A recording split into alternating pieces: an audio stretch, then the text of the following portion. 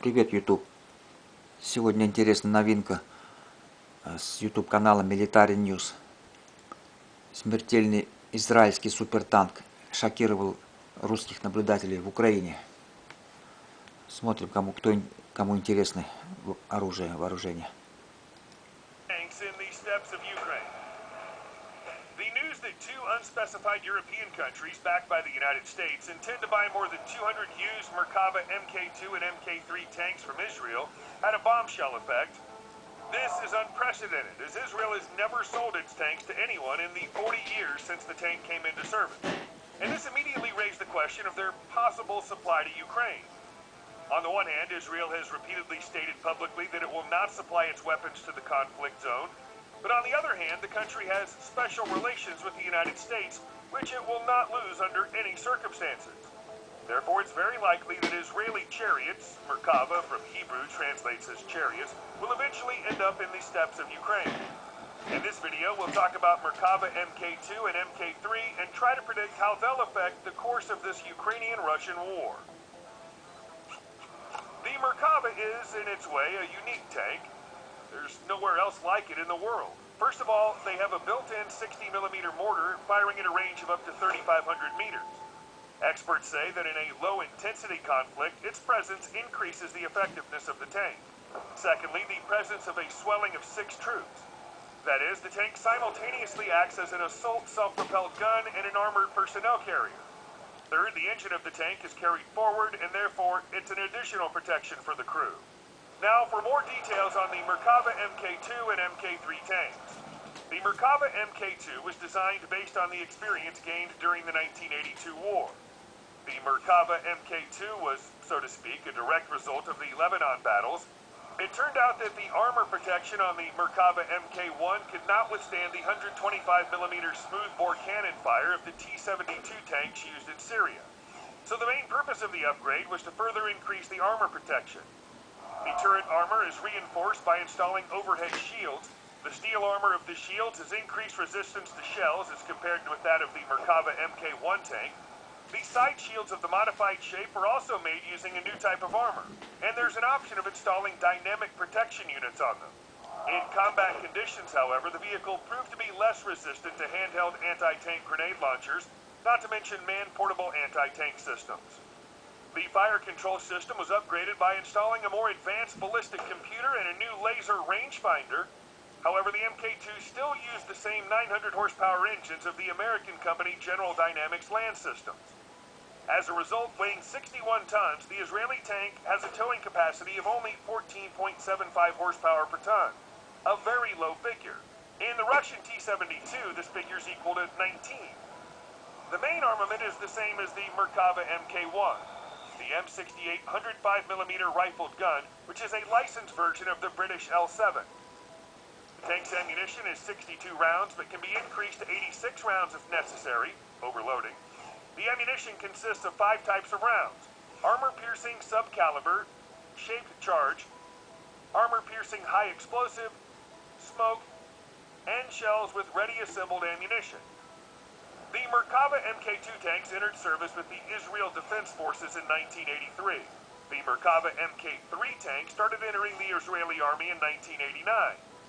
Compared to the Merkava Mk2, the changes were significant. Most attention was paid to increasing the tank's firepower and survivability. The Merkava Mk3 increased its firepower by equipping it with the MG250 120mm smoothbore gun, which is similar to the German Rheinmetall RH-120 from the Leopard 2 tank and the American M256 from the Abrams.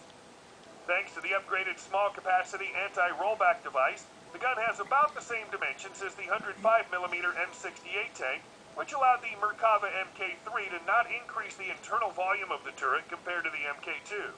The accuracy of fire is also improved compared to the Leopard 2. The ammunition used is specially designed Israel-made M711 armor-piercing subcaliber rounds and the multi-purpose M325 shaped charge and high explosive rounds. The 120mm NATO rounds could also be used. The tank's armed with 48 rounds of ammunition stowed in containers of 2 or 4. The tank's survivability was increased in 2 ways. Firstly, its strengthened armor, and secondly, the electronic systems that help the crew to survive on the battlefield are installed or upgraded.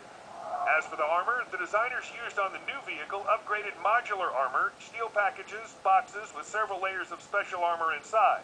They're bolted to the surface of the vehicle, forming an additional built-in dynamic protection of the so-called passive type. Such armor was installed on the hull and turret, on the roof and sides, thereby reinforcing the upper surface of the tank in case of a projectile hit.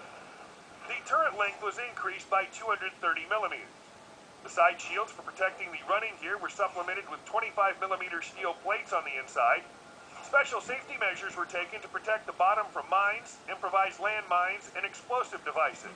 The bottom of the previous Merkavas were made of two steel plates, upper and lower, with fuel poured in between. It was thought that this peculiar tank could further increase the protection of the crew against explosions. The Merkava Mk3 did not fill it with fuel, thinking that air conducts the shock impulse weaker than any liquid. Combat operations in Lebanon also demonstrated weak protection of the tank's stern, as grenades from the hand grenade launchers caused the detonation of the ammunition located there. The solution was quite simple. Additional armored fuel tanks were installed behind the hull. The filtering and ventilating unit was installed in the rear compartment of the turret, and the batteries were installed in the battery compartment above the trap. In addition, baskets with outer aluminum plates were hinged at the stern. Spare parts and personal belongings of the crew were stored in these baskets. All this provides additional protection from cumulative ammunition. As a result, the length of the tank increased by almost 500 millimeters. On electronic systems, the LWS-3 electromagnetic radiation detection warning system was used on this tank. 3 wide-angle optical laser sensors mounted on the sides of the turret aft and the cannon mast provide an all-around view, alerting the crew when the laser beam hits the vehicle of anti-tank systems, forward air gunners, and enemy radar. The azimuth of the radiation source is displayed on the commander's display. Must immediately take any effective measures to protect the tank, turn on a smoke screen, or destroy the source of danger with his fire. The Merkava Mk3 also began to be fitted with a new fire control system in 1996, the Knight Mk3. Among other things, it's capable of following a selected moving target automatically, which greatly increases the probability of engaging the target and allows the tank to fight fairly effectively, even against low-flying helicopters using conventional projectiles. Another notable innovation, instead of the frankly weak for such a tank 900 horsepower engine, was replaced by the 1200 horsepower engine designed by the same American company, General Dynamics Land Systems. Therefore, despite the increased weight of the tank up to 65 tons, its power-to-weight ratio increased to 18.5 horsepower per ton of weight. Still, this figure is lower than that of any Russian tank. The T-72 has 19 horsepower, the T-80 has 23.5 to 27.1 depending on its modification, and the T-90 has 21.5 to 24 horsepower per ton of weight, depending on its modification. At the same time, all Russian tanks are lighter. The heaviest of them, T-90, weighs 46.6 tons, i.e. almost 20 tons lighter. The German Leopard 2 has 24.2 horsepower and weighs from 55 to 66 tons, depending on the modification.